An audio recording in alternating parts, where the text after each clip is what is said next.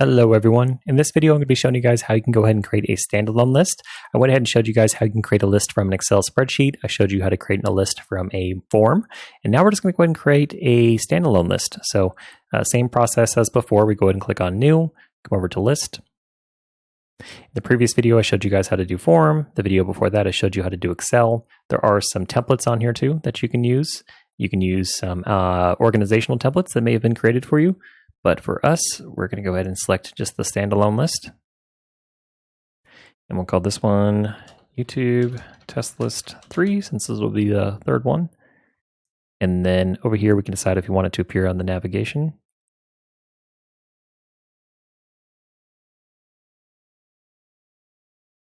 Okay, so now that it's on here, what we can do is we can go ahead and start adding our columns. So there are some that are hidden by default, so if we want to add those on here, so like maybe we want to see who created it, who modified it, created by date, modified date. We can add all those. Okay, and now we can go ahead and create some some custom as well, some custom columns here. So let's do. So we did something similar on one of our other videos. We can add departments. And then you can add a description if you want. And then within your choice, you can add your different choice options. So you can put like IT, finance, HR. We can let users also enter in choices manually if we want to. And we can also select a default choice, but we're not going to. And there's some other other options as well that you can decide to add. So go ahead and add that. Okay, so now we have all of the different options here. However, there's only going to be 2 so far that the user will have to fill out once they add in the item. So if you see we open it up here, it should only be title and department, and then also attachment if they want to add that. So title,